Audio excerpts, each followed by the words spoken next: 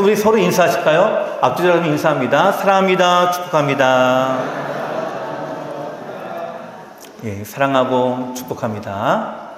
자, 오늘 우리가 읽은 이 본문 말씀은 우리가 잘 알고 있는 예수님의 말씀입니다.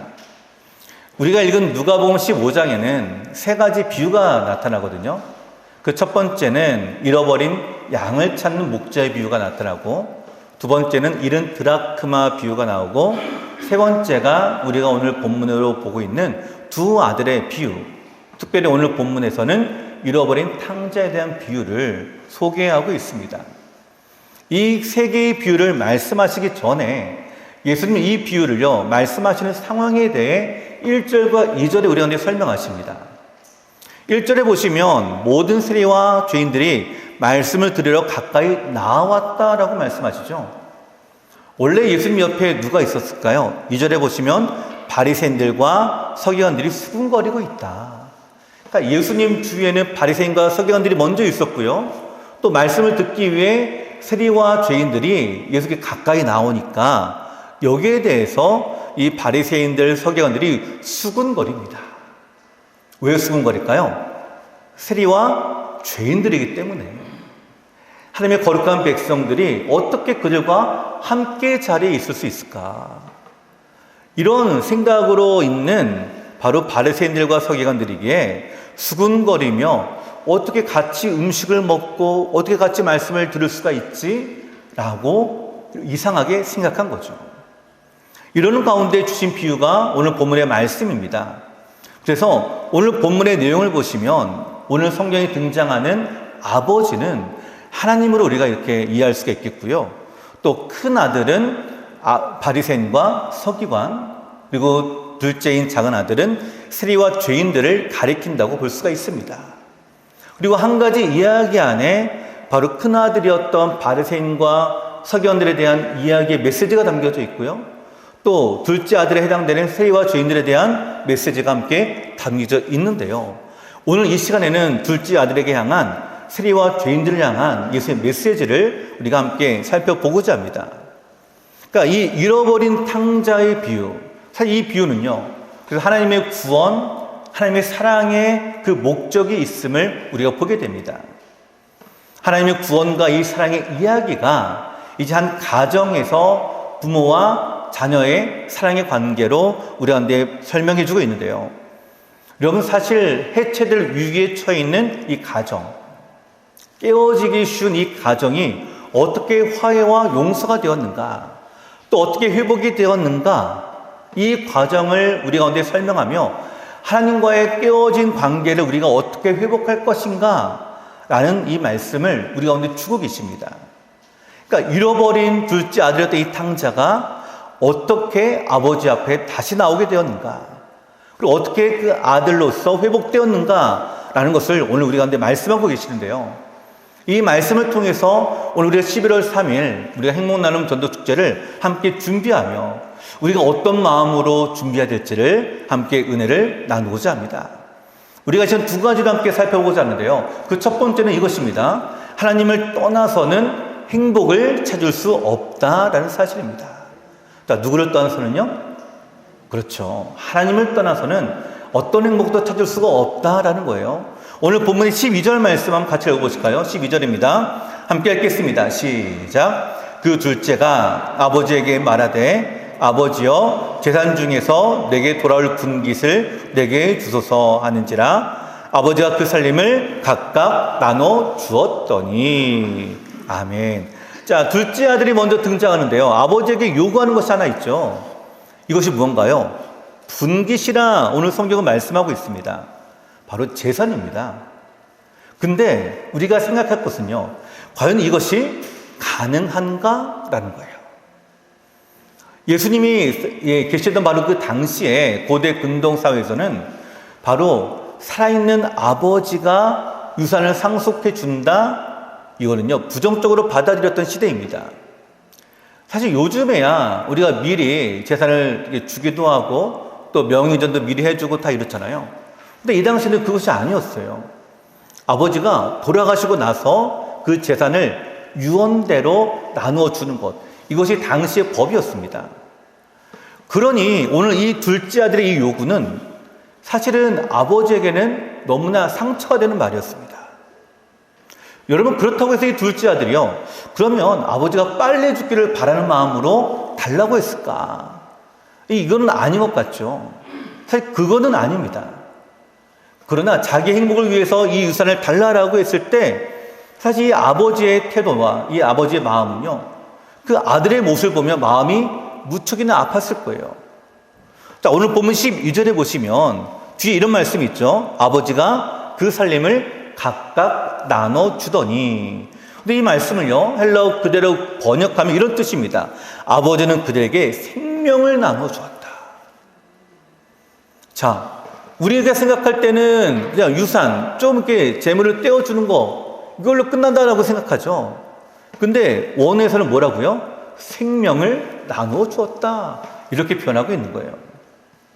자, 그만큼 이 재산의 분할에 끝나는 것이 아니라 아버지에게는 생명을 느낄 수 있을 만큼의 아픔이었고, 또 이 상속을 받는 아들 역시 바로 아버지의 그 마음을 이해하지 못한 채 달라라고 했습니다.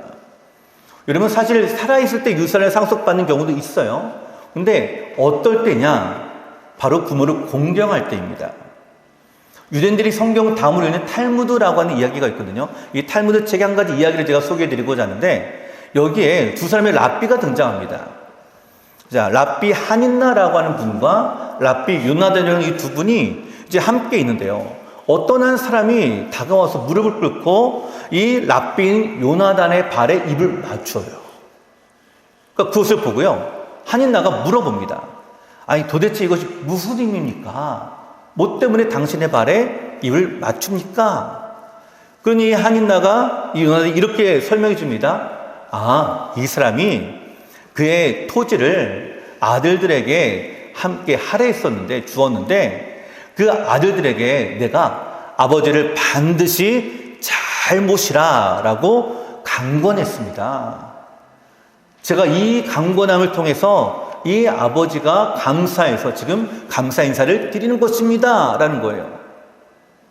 자, 사랑하는 성도 여러분, 10계명의 제5계명이 뭔가요? 내 부모를 공경하라 이죠. 그러니까 방금 언급한 탈무드의 이야기에서 재산을 넘겨받은 이 아들이 사실은 어떤 의미가 있냐면 아버지를 잘 모셔야 되는 의무가 있음을 말해줍니다. 잘 공경하고 잘 양육하는 거예요. 근데 둘째 아들이 어떻게 해요? 이 책임과 이 의무를 회피합니다. 멀리 떠납니다. 오늘 성경에 보니까요, 이렇게 표현하고 있죠. 며칠이 안 돼요. 둘째 아들이 재물을 다 모아가지고 먼 나라에 가서, 가까이 있지도 않았어요. 먼 나라에 갔다라고 말씀합니다. 아버지의 곁을 떠난 거죠. 마땅히 유산을 상속받았으면 뭐 해야 된다고요? 부모를 잘 공경하고 또 부모를 잘 섬겨야 되는데, 이 섬김에 대한 의무를 행하지 아니하고 자기의 유산을 다 가지고 어떻게 했다고요? 먼 나라로, 아버지가 찾아오지 못한 나라로 자기가 떠났다라는 것을 얘기하는 거예요. 자, 사랑하는 성도 여러분, 이 아들의 떠나는 모습을 보는 이 가정, 행복할까요? 한번 상상해 보시기 바랍니다. 먼 나라로 떠난 이 아들의 모습을 보는 이 가정은 마음이 어떨까? 아버지의 마음은 어떨까요? 공허함과 씁쓸함과 외로움이 갑자기 몰려오지 않겠습니까? 그 며칠 전까지만 해도 식탁에 같이 앉아서 함께 먹고 함께 마시고 또 함께 이야기를 나누고 그랬던 아들입니다. 근데 그 빈자리가 눈에 이제 보여지는 거예요. 멀리 떠나서 있지를 않습니다. 여러분, 마음이 어떨까요? 아버지가 큰 상처와 아픔이 있지 않겠습니까? 유산을 상속받은 것도 부정적인데 하물며 공경하지도 않고 멀리 떠난 그 아들의 모습, 이전까지 함께 행복을 누리던 그 가정의 모습이 한순간에 우울함으로, 나약함으로, 좌절감으로, 여러분, 그 자리가 그렇게 채워지지 않았을까요? 여러분, 이 둘째 아들은요, 분명히 알고 있습니다. 부모님이 자기를 사랑하신다는 사실을요. 충분히 그 사랑을 받아 누렸었고 그러면서 자라왔겠죠.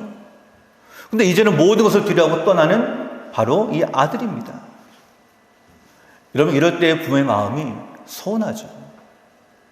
제가 부목사로 사역을 할 때 제가 중등부를 맡아서 사역을 한 적이 있는데요. 가끔 우리 중등부 부모님들이 저에게 찾아와 상담을 하실 때가 있어요. 이런 말씀을 자주 하십니다.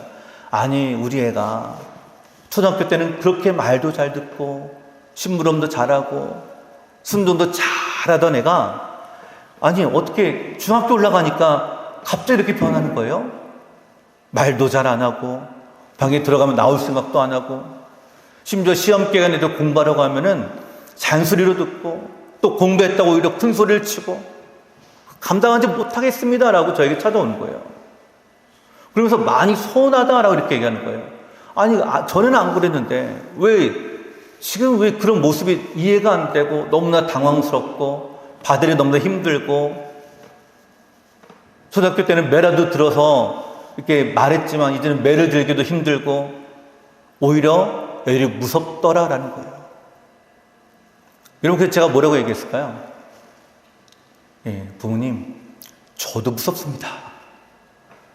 저도 무서웠어요. 중등부 설교할 때 아이들의 눈빛이요, 누군가를 잡아먹으려는 눈빛이에요. 잔소리로 듣고 어른들의 말은 잘 듣지도 않아요. 그래서 저도 이렇게 얘기해요. 저도 무섭습니다. 자, 성도 여러분, 근데 혹시 우리 자녀들과 이런 관계에 있지는 않습니까? 가정 밖에서 행복과 기쁨을 찾으려고 하는 자녀들, 핸드폰이나 보고 게임하고 또 친구들, 그 안에서 내 기쁨을 찾으려고 하고 내 만족을 찾으려고 하는 그런 모습들을 보면서 여러분 어떤 마음이 드시죠? 잘 지내고 있네, 이런 마음이 드시나요? 안타까운 마음이 들지 않으십니까? 속상한 마음이 들지 않으십니까? 여러분, 부모의 그늘로부터 벗어나려고 하는 그 모습을 볼 때마다 사실은 마음이 너무나 안타까운 마음이 들죠. 근데 여러분, 분명한 한 가지 사실이 있어요. 이건 뭐냐면 어떤 사람이든 가정 밖에서 행복과 기쁨을 찾는 것은 불가능하다라는 것이에요. 먼 지방으로 떠난 이 둘째 아들, 한번 잘 보시기 바랍니다. 처음에는 행복한 줄 알았습니다.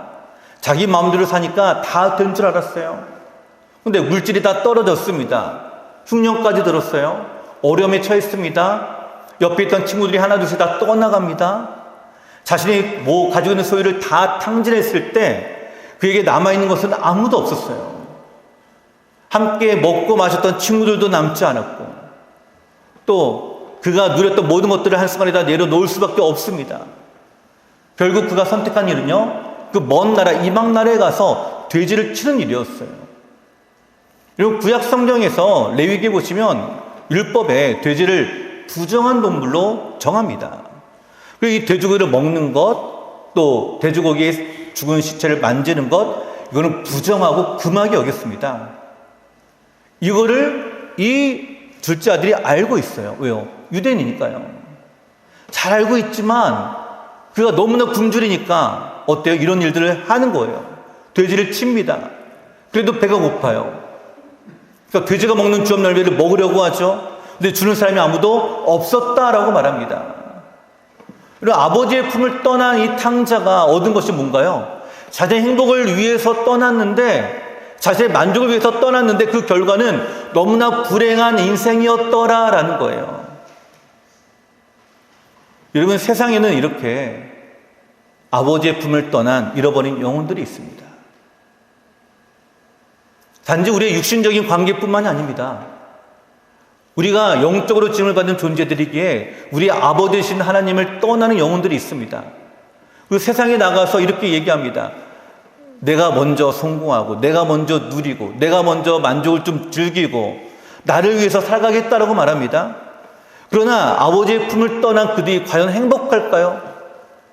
하나님을 떠난 영혼들은 행복을 누릴 수가 없습니다. 우리가 세명마다 전도서를 함께 살펴보는데요, 그 모든 것을 누렸던 솔로몬이 말하는 거예요. 솔로몬이 누구보다도 가장 부했고 누구보다도 가장 지혜로웠고 누구보다도 가장 큰 권세를 가지고 있었던 솔로몬이 말합니다. 헛되고 헛되고 헛되고 헛되니 모든 것이 다 헛되도다. 내가 누리고 있는 모든 것들, 아버지를 떠나니까 다 헛되다라고 말하는 거예요.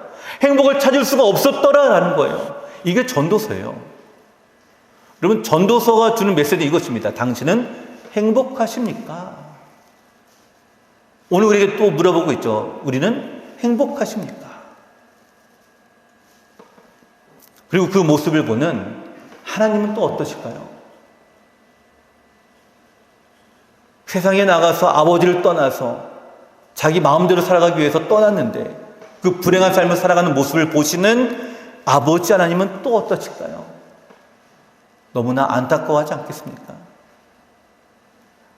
자신의 행복을 찾아 떠난 이 둘째 아들. 그러면 잘 살기라도 해야죠. 잘 사는 것도 아닙니다. 지금 돼지를 치는 가장 천하고 가장 낮은 자리에 비참하게 지금 살아가고 있어요. 또 그걸 본 하나님은 마음이 너무나 안타까워요.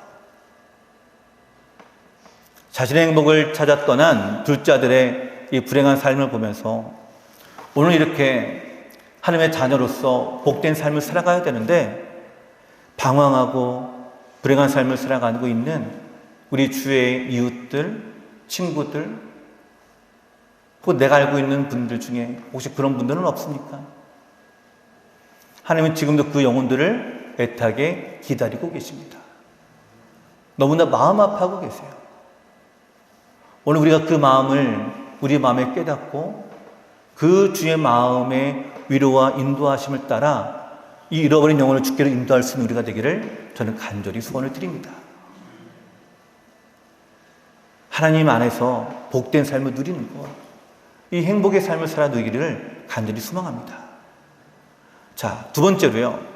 행복의 시작은 그래서 아버지께 돌아오는 것입니다. 아버지께 돌아올 때 비로소 행복이 다시 시작이 되는 거예요. 자, 오늘 본문에 보니까 어느 누구도 탕자에게 도움을 주질 않아요. 그 절망 가운데 가득한 이 탕자가 아버지와 고향집을 그리워합니다. 그리고 결심하죠. 돌아가기로 결심하는데 결심할 때 자기의 생각을 이렇게 정합니다. 18절과 19절인데 우리 두 절 한번 같이 읽겠습니다. 18절 19절 함께 읽겠습니다. 시작. 내가 일어나 아버지께 가서 이르기를 아버지 내가 하늘과 아버지께 죄를 지었사오니 지금부터는 아버지의 아들이라 일컬음을 감당하지 못하겠나이다. 나를 품꾼 하나로 보소서 하리라 하고. 아멘. 자, 여기 이 고백 속에서 여러분 유산을 나에게 떼어주십시오 라고 했던 이 당당한 아들의 모습이 어디론가 사라졌습니다. 처음에 집에서 나올 때에 아버지에게 아버지 나에게 돌아올 분기서 내게 주십시오 라고 자신 있게 말했던 이 아들, 이 상속자의 모습은 그 어디든 찾아볼 수가 없어요. 지금 둘째 아들의 저 자존감이 어떻게 됐습니까? 완전히 바뀌었죠. 그 이전에 아버지의 아들이었고 거액의 상속자를 그가 찾았었고 또 그렇게 살았던 그 인생인데 지금은요 실패를 맛보고 내 인생은 돼지값도 안 되는 인생이구나. 품꾼 중에 하나로 날 여겨달라고 하는 그런 인생으로 바뀌게 된 거예요. 여러분 이걸 누가 결정했을까요? 누가 결정했나요? 자기가 결정한 거예요. 자기가. 내가 스스로 아버지의 아들임에도 불구하고 이제 감당하지 못하니까 품꾼 하나로 여겨달라고. 그렇게 해서라도 나를 받아달라고. 저는 아들의 자존감이 땅바닥으로 내려앉았고요. 그리고 낭망하고 낙심된 중에 있습니다. 근데 여러분 중요한 것은 이겁니다. 자기의 자존감은 스스로 바뀔 수가 있을지는 몰라요. 하나님의 자녀였다가 또 하나님을 떠난 사람이 될 수도 있습니다. 근데 중요한 사실 한 가지 뭘까요? 아버지에게 있어 아들은 어떤 존재냐라는 거예요. 아버지에게 있어 아들은 전혀 그 가치가 바뀌지 않습니다. 어떤 행동을 했든 어떤 삶을 살아갔든 아버지에게는 아들 그대로입니다. 아버지는 아직도 아들을 아들로 인정하고 있어요.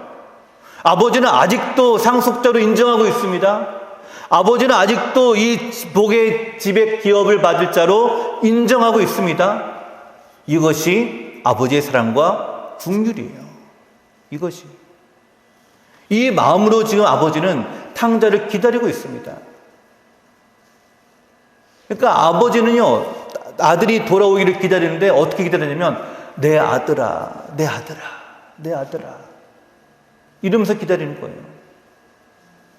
자, 사랑하는 성도 여러분, 이 탕자가 이제 아버지께 돌아갑니다. 자존감은 바닥으로 내려앉았고 아버지의 집에 설 조차 자신이 없습니다. 그러면서 한 걸음 한 걸음 힘겹게 내딛겠죠.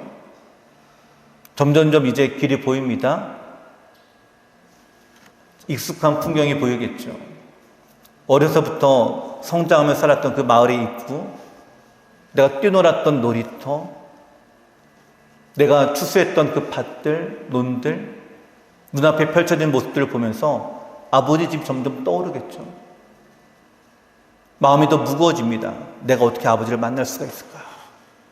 그때 저 멀리 누군가가 달려옵니다. 소리를 지르며 달려와요. 자신의 이름을 부르는 소리가 들립니다. 바로 아버지의 목소리예요. 그리고 아버지가 눈에 들어옵니다.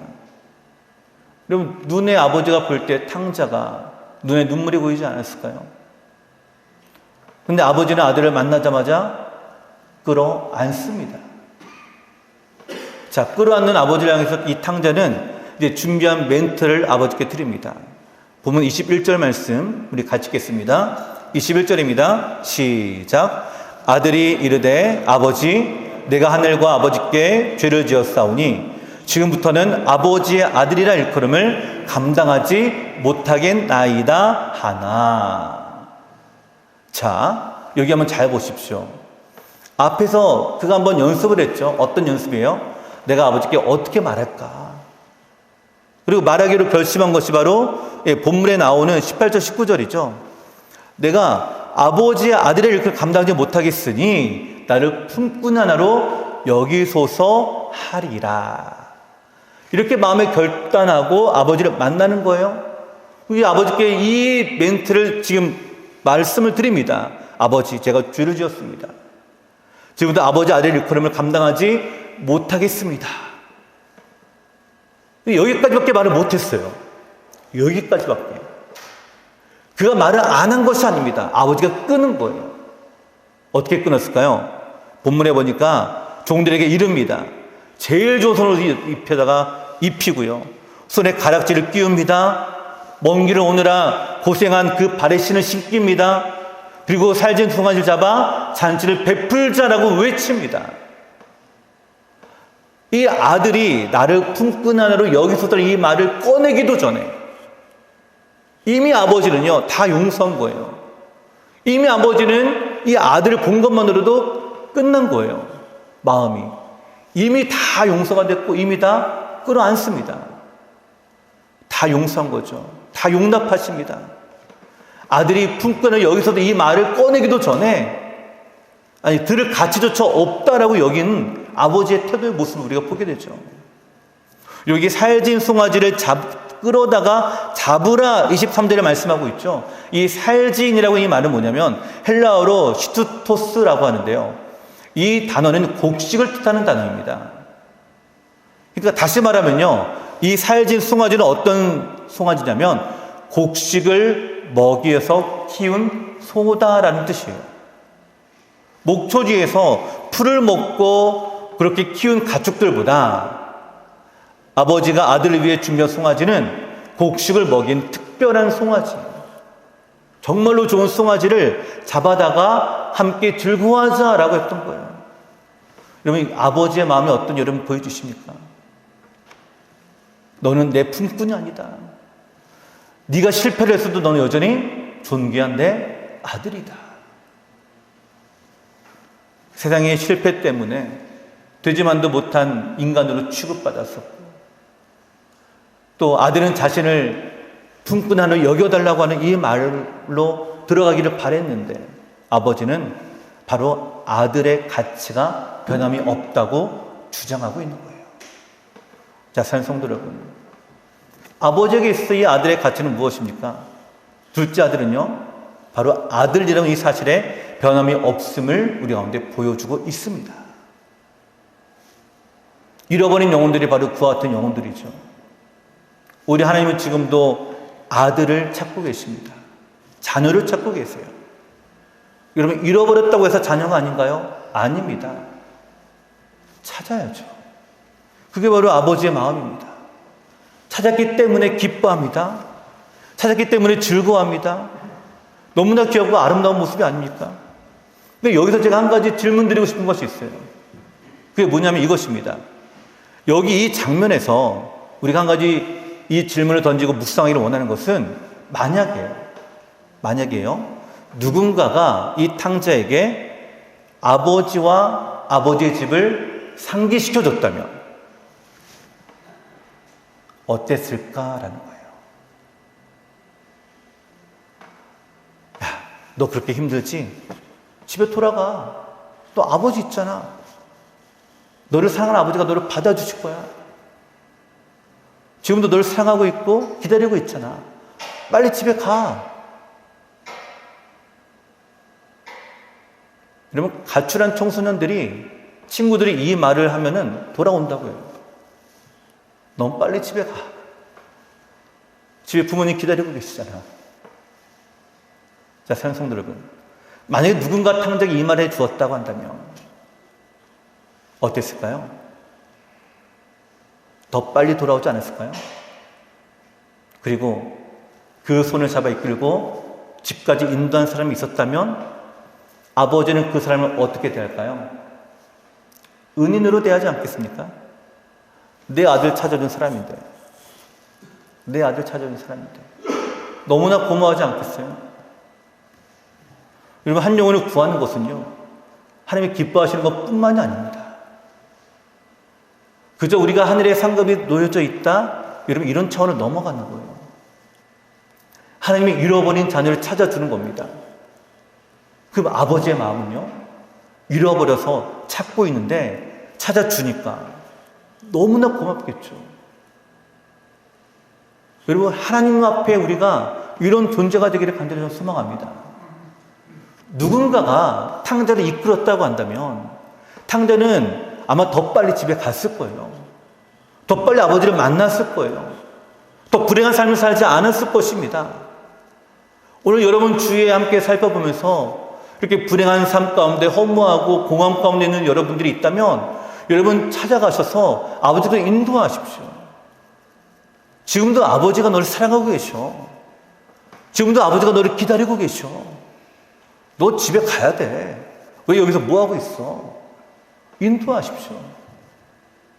탕자가 돼지를 치는 자리까지 나가기 전에, 자신의 정체성을 다 잃어버리기 전에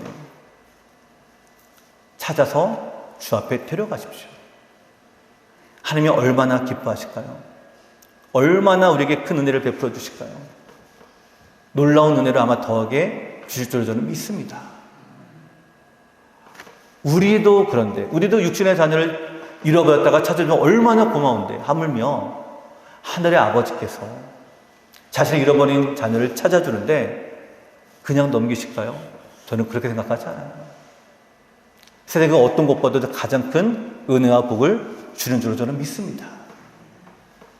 오늘 이 마음을 가지고 나아가 우리 11월 3일 우리 행복나눔 전도식과 함께 준비하며 나가기를 저는 간절히 소망합니다. 11월 3일 우리 행복나눔 전도식을 통해서 잃어버린 이 영혼이 아버지를 만나는, 그리고 아버지에게 기쁨이 되는, 오늘 우리가 함께 즐거워하게 되는 그런 천국 잔치가 될 수 있도록 이 한 주간 함께 기도하고 함께 부르짖으며 잃어버린 영혼이 주께로 돌아오기를 갈망해 나가는 이 아버지의 마음을 가지고 살아가는 저 우리 성도 여러분 되시기를 간절히 축원을 드립니다.